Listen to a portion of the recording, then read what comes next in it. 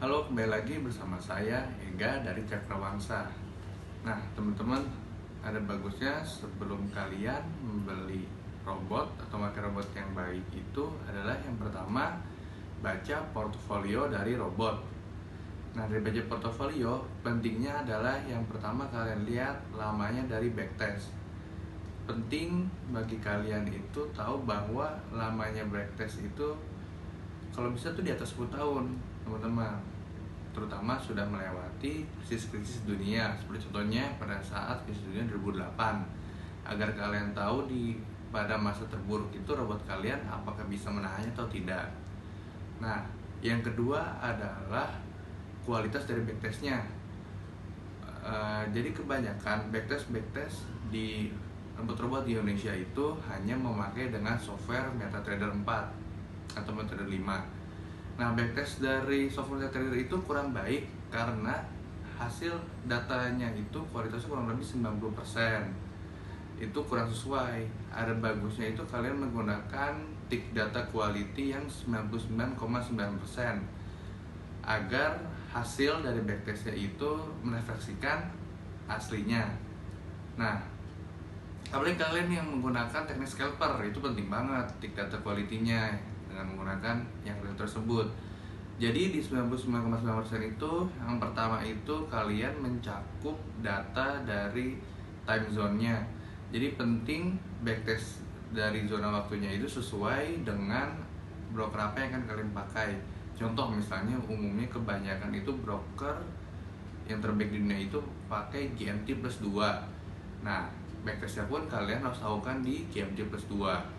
Lalu ada juga komisi dari broker.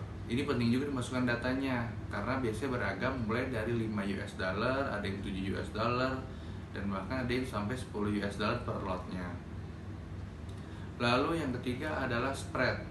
Nah, spread itu adalah perbedaan harga jual dan harga beli. Biasanya ada yang mulai dari 0 pips bahkan sampai umumnya itu rata-rata di 0,7 sampai 0,8 pips. Lalu setelah spread itu ada juga execution delay. Nah, ini juga penting untuk dimasukkan. Jadi jeda waktu pada saat kalian akan memasang posisi. Biasanya itu ada di 150 sampai 250 milisecond. Lalu yang terakhir juga perlu dimasukkan nilai swap. Nah, nilai swap itu adalah bunga menginap mata uang kalian tersebut. Nah, biasanya ini bermacam-macam nih teman-teman, tergantung dari mata uang yang kalian buka dan juga posisi yang kalian buka. Biasanya buy dan sell itu berbeda, bisa minus, bisa plus. Setelah kalian lihat backtestnya, kalian perlu juga lihat forward test. Nah, forward test itu adalah tes yang dijalankan pada saat sekarang ya teman-teman, jadi real itu bukan menggunakan data yang ada. Nah, forward test itu kita sarankan paling minimal 3 bulan, itu paling minimal. Jadi semakin lama semakin bagus, di bawah robot itu sudah berjalan real di waktu tertentu. Nah, di forward test itu bisa kalian lihat menggunakan akun real juga bisa, ataupun akun demo juga bisa, tapi lebih bagus sih akun real. Dan juga penting untuk menjalankan forward test itu menggunakan VPS yang sesuai dengan yang akan digunakan pada robot kalian, karena di VPS tersebut kan mengandung latency dan pingnya. Nah, itu akan berpengaruh kepada performa robot karena akan ada delay atau tidak. Lalu setelah forward test itu perlu kalian lihat penting forward testnya di web portofolio, contohnya seperti myfxbooks.com. Nah, di sana tuh kalian bisa lihat performa dari robotnya dan di sana statistiknya juga jelas. Dan kalian lihat juga itu adalah akun yang verified atau tidak di myfxbooks.com-nya. Setelah kalian lihat forward testnya di myfxbooks.com, perlu kalian lihat hasil dari statistiknya. Nah, yang pertama itu ada gain. Nah, penting kalian tahu bahwa kalian perlu melihat yang namanya absolute gain, bukan hanya gain saja. Karena kalau gain saja itu bisa diakali dengan cara melakukan deposit secara bertahap. Nah, dengan deposit bertahap itu akan menaikkan dari gain. Lalu yang penting itu absolute gain-nya, karena absolute gain itu adalah benar-benar nilai dari pertumbuhan uang berdasarkan ekuitasnya. Jadi perlu yang kalian lihat itu adalah absolute gain. Setelah itu ada juga yang namanya drawdown. Drawdown itu ada dua.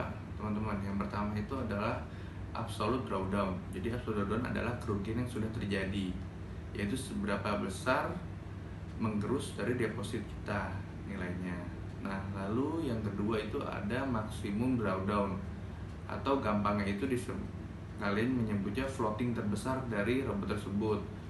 Umumnya robot-robot itu nilai 30% ke bawah itu sudah bagus nilai DD-nya, tapi kalau kami menyarankan sebisa mungkin di bawah 10% agar kalian juga menggunakan robotnya itu lebih tenang.